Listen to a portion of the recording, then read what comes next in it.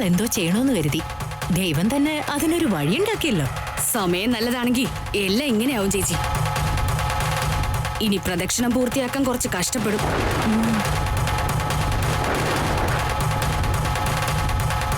പാവം, അവളുടെ കഷ്ടപ്പാടിന് ഒരു ഫലവും ഇല്ലാണ്ട് പോകുന്ന തോന്നുന്നു. ആ ദീപം അണയോന്നും തോന്നുന്നു.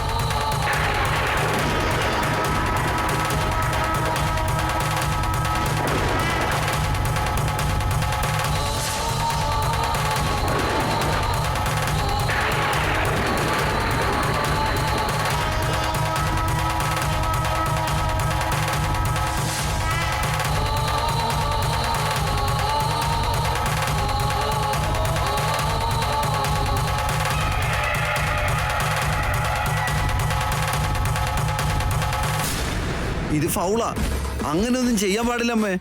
നിങ്ങൾ ഇങ്ങോട്ട് വന്നേ. ഇത് ഒരുമാതിരി കള്ളക്കളി പോലെയാ. അതിലൊരു തെറ്റുമില്ല അമ്മേ. ദീപം അണയാൻ പാടില്ലാന്നേ ഉള്ളൂ. നടക്കുമോളെ.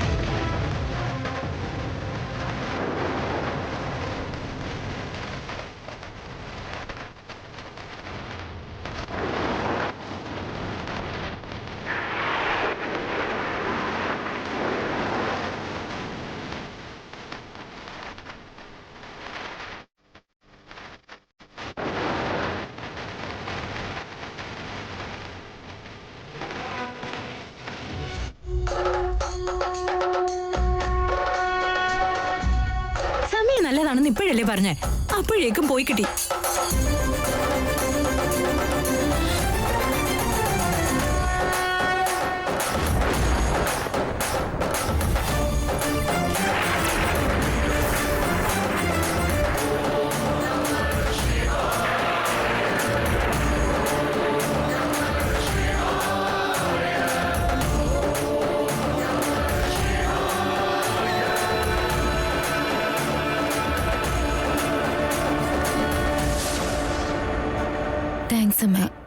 അയ്യോ, നീ ഞങ്ങൾക്ക് വേണ്ടി ചെയ്തതൊക്കെ വെച്ച് നോക്കുമ്പോ ഇതൊക്കെ എന്താ? പ്രദക്ഷിണം വിജയകരമായി പൂർത്തിയാക്കിയിരിക്കണു.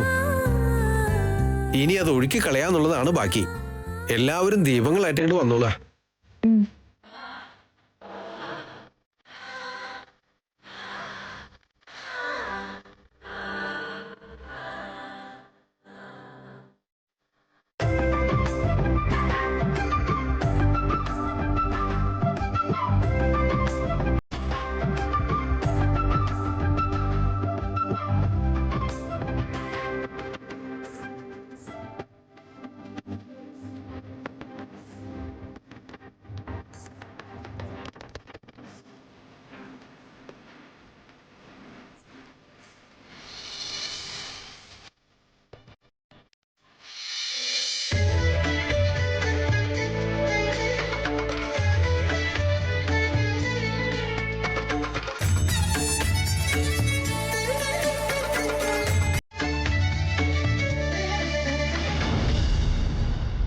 ആദ്യം നീ എടുക്കുമ്പോളെ.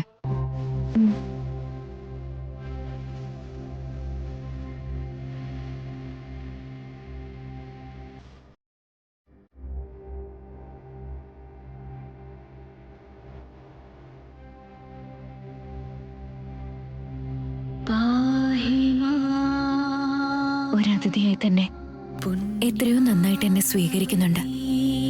ഒരു മരുമകളായി സ്വീകരിക്കാൻ എന്താ എതിർ നിൽക്കുന്നതെന്ന് മാത്രം മനസ്സിലാവുന്നില്ല.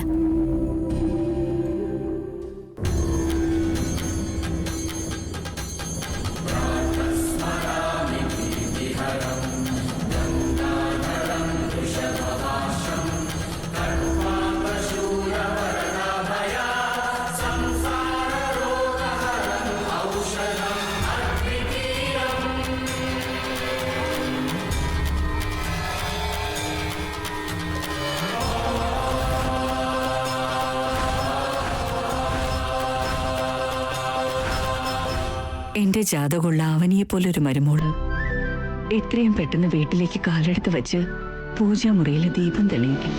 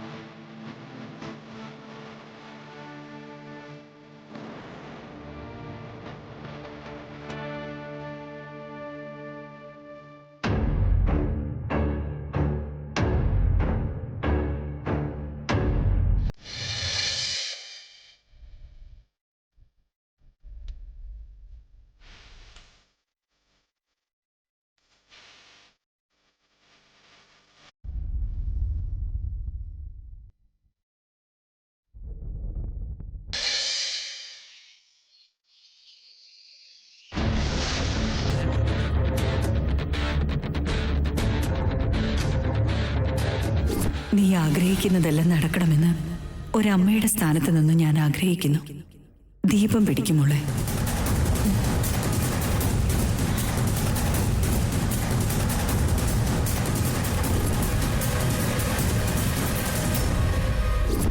ആദ്യം നീ ഒഴുക്കുമോളെ.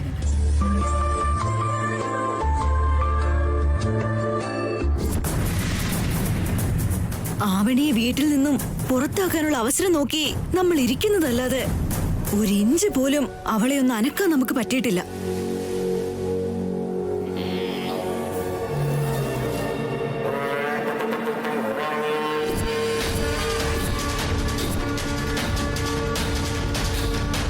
അച്ഛനും അമ്മയും കൊടുക്കുന്ന ഫ്രീഡവും ശ്രീകർ കൊടുക്കുന്ന സപ്പോർട്ടും ഒക്കെ കൊണ്ട് നമ്മുടെ വീട്ടിൽ അവക്ക് എന്തോ അധികാരമുള്ള പോലെയാ പെരുമാറുന്നത്.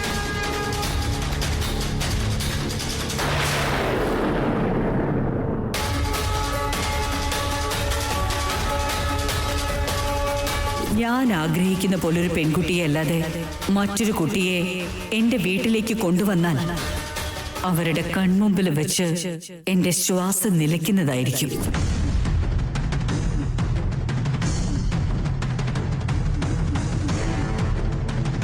അവന് ശ്രീകരേട്ടന്റെ കാറിൽ ജോളിയായിട്ട് കിടന്ന് കറങ്ങുന്നത് എനിക്ക് സഹിക്കാവുന്നതിനപ്പുറമാണ്.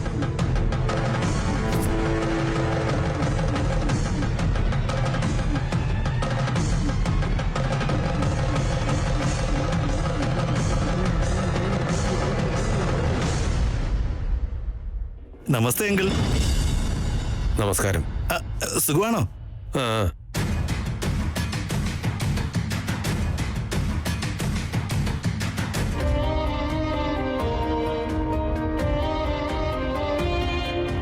നമ്മുടെ കല്യാണക്കാര്യം അമ്മയോടൊന്ന് പറയാൻ വേണ്ടിയിട്ട് അന്ന് ക്ഷേത്രത്തിൽ പോയപ്പോഴെങ്കിലും പറ്റൂ എന്ന് കരുതി. അന്നും എനിക്കതിന് പറ്റിയില്ല. ഭഗവാൻ അതിന് സമ്മതിച്ചില്ല. സത്യം നമ്മൾ പറഞ്ഞറിഞ്ഞാലേ നമ്മൾ സത്യസന്ധരാവുകയുള്ളൂ. അത് പുറത്തുള്ള ആരെങ്കിലും പറഞ്ഞിട്ടറിഞ്ഞാ അത് വിശ്വാസവഞ്ചനയായി മാറും.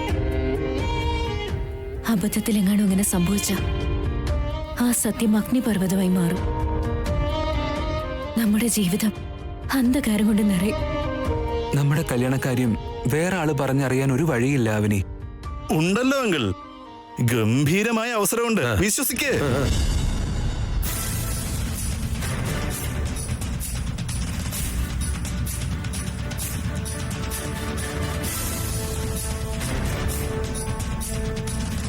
അഞ്ചിന് 5 ലാഭം, 10 ഇട്ട 10 ലാഭം. പോത്ത് കച്ചവടം സ്വർണ്ണ കച്ചവടത്തിന് തുല്യവാ. നിങ്ങൾ 1 ലക്ഷം രൂപ റെഡിയാക്ക്. നീ പറഞ്ഞാൽ നിന്റെ ഭാര്യ പോലും വിശ്വസിക്കില്ല. പിന്നെ ഞാനെങ്ങനെ വിശ്വസിക്കുന്നു? നീ ആയിട്ടുള്ള കൂട്ടുകെട്ട് പോലും എനിക്ക് വേണ്ട. അങ്ങനെ പറഞ്ഞാൽ എങ്ങനെയാങ്കിൽ? ഞാൻ പറയുന്നത് ശ്രദ്ധിച്ച് കേക്ക്.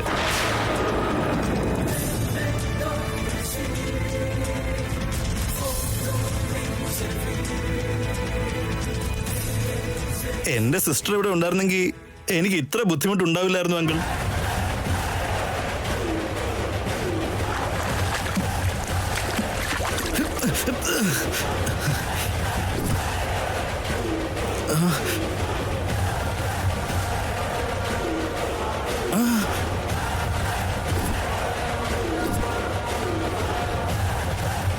ഈ നരസിംഹത്തിന്റെ മേൽ അഴുക്കാക്കിയിട്ട് പോവാണോ? ആ വണ്ടി ഒന്ന് നിർത്തി സോറി പറഞ്ഞിട്ട് പോകൂടെ?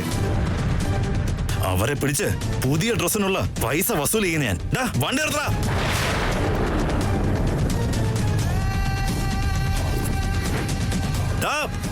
നിങ്ങൾ എത്ര ദൂരെ പോയാലും ഞാൻ പുറകെ വരുവടാ.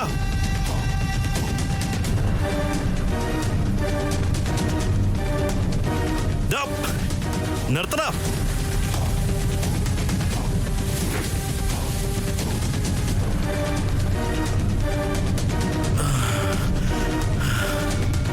ഇനി എനിക്ക് വയ്യ.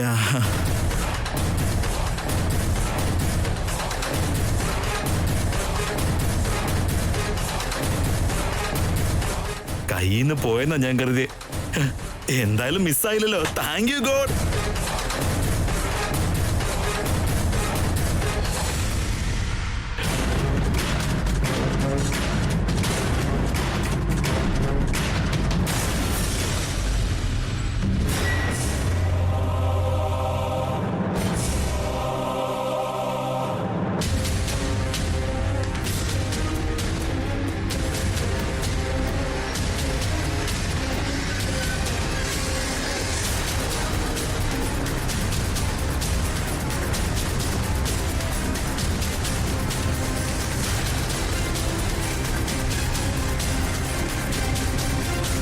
ആവനി, എനിക്ക് കുറച്ച് കോൾ ചെയ്യാനുണ്ട്, താൻ ചെന്നോ.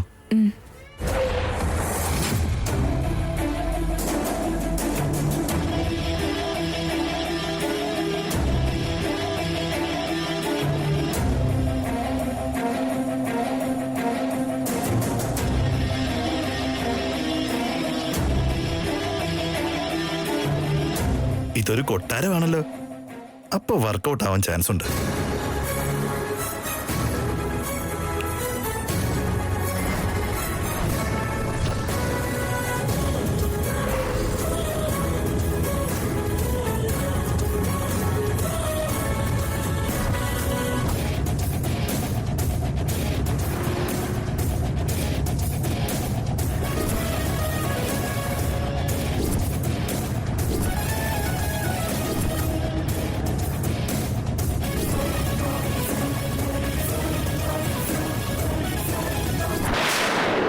ഹലോ സാർ,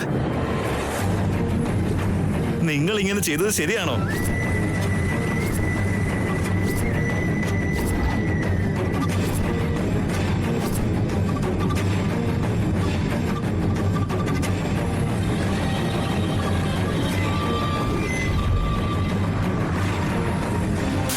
അളിയൻ എന്റെ കാര്യം അറിഞ്ഞാണോ?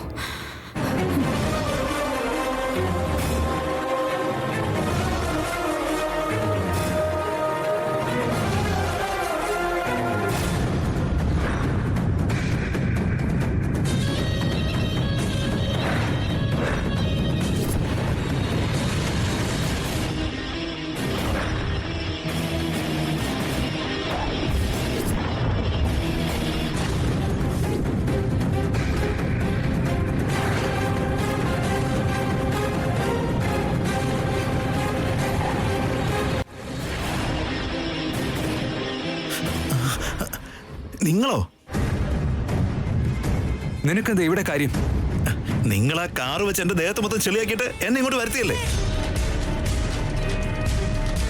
പുറത്തിറങ്ങി പോടാ.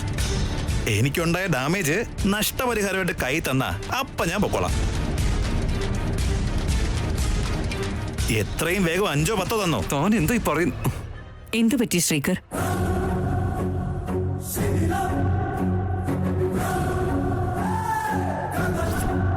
ഹാർട്ടിൽ ഹോളുണ്ടെന്നാ വലിയ ഡോക്ടർമാരൊക്കെ പറഞ്ഞത്. നിങ്ങളെപ്പോലെ കരുണയുള്ളവരെ സഹായിച്ചാലേ എന്റെ മോള് ജീവിക്കുള്ളൂ. അമ്മേ, എന്റെ മോള് ജീവിക്കുള്ളൂ. ഇതായിരിക്കട്ടെ, ഇത് 10,000 ഉണ്ട്.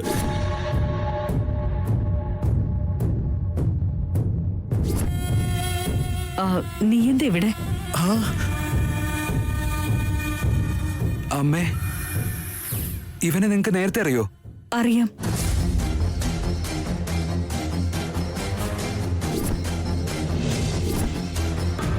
മോൾക്ക് എന്തോ അസുഖമുണ്ടെന്നും പറഞ്ഞ് സഹായം ചോദിച്ചപ്പോ പൈസ കൊടുത്തു.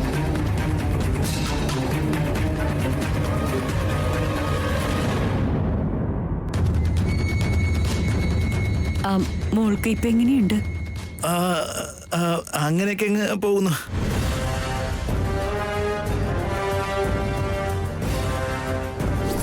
ഈ ഫോട്ടോയിലുള്ള കുട്ടിയെ എവിടെയെങ്കിലും കണ്ടിട്ടുണ്ടോ ബോസ്?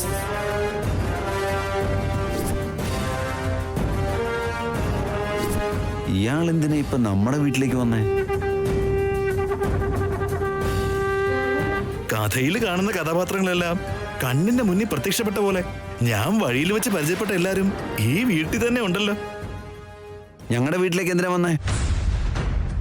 ചെളിയിൽ കുളിച്ച് നിൽക്കുന്നത് പോലെ കണ്ടിട്ട് ഈ ഡ്രസ്സ് മുഴുവൻ ചെളിയാണല്ലോ. ഇതെല്ലാം ഈ ബ്രദർ കാണിച്ച പരിപാടിയാ.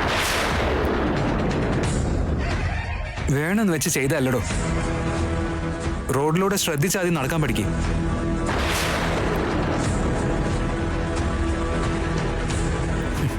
ഇത് വാങ്ങി സ്ഥലം വിട്. ഇനി താൻ ഇങ്ങോട്ടേക്ക് വരരുത്. എനിക്ക് നിങ്ങളുടെ കുടുംബത്തിനിടയിൽ എന്തോ ഒരു ബന്ധമുണ്ട് ബ്രദർ. Thank you brother.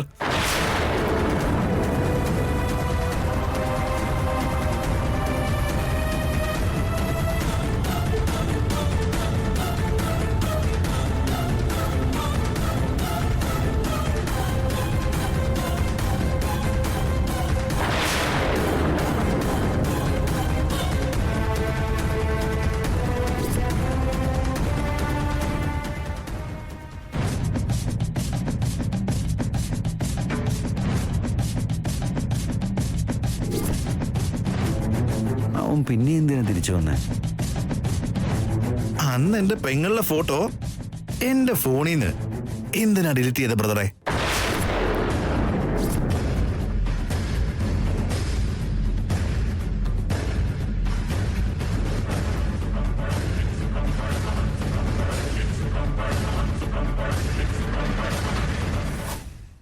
അളിയൻ വഴി സത്യങ്ങളാണ് പുറത്തറിഞ്ഞ പിന്നെ തല ഉയർത്തിപ്പിടിച്ച് നിൽക്കാൻ കഴിയില്ല.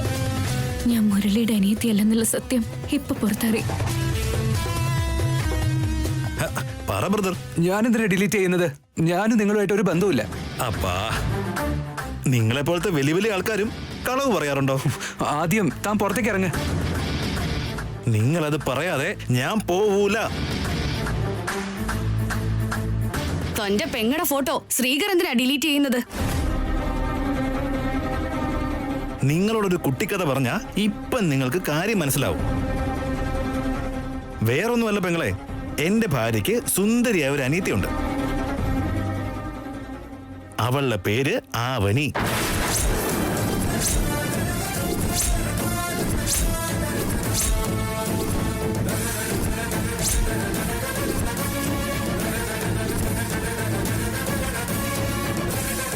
ആവനിയോ? ആ, ആവനി.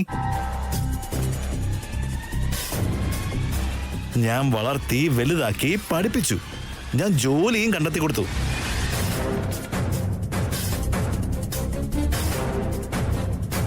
കല്യാണം നടത്തണമെന്ന് വിചാരിച്ചതാ. അപ്പൊ അവള് വീട്ടിൽ നിന്ന് ഒളിച്ചോടി ഷോക്ക് അടുപ്പിച്ച് കളഞ്ഞു.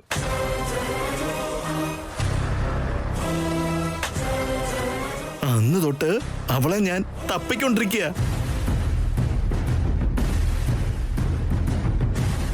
ഇതുവരെ കണ്ടു കിട്ടിയില്ല.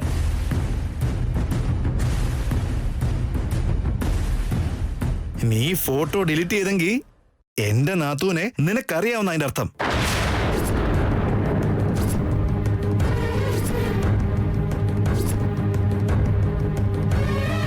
അവളുമായിട്ട് എന്തോ ബന്ധമുണ്ടെന്ന അർത്ഥം.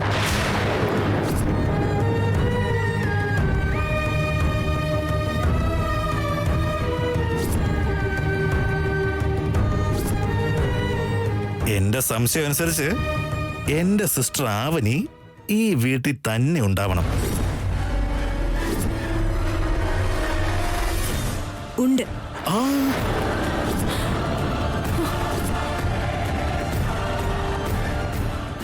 ഉണ്ടോ?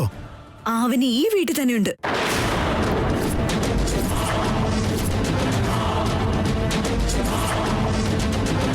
എവിടെ എവിടെ എന്നെ അനിയത്തി എവിടെ? അവനി, അവനി പുറത്തേക്ക് വാ. അവനി. നോക്കു മോനെ, ഇവിടെയുള്ള അവനി നിന്റെ നാത്തൂനല്ല. ഞങ്ങൾക്കറിയുന്ന ഒരാളുടെ അനിയത്തിയാ.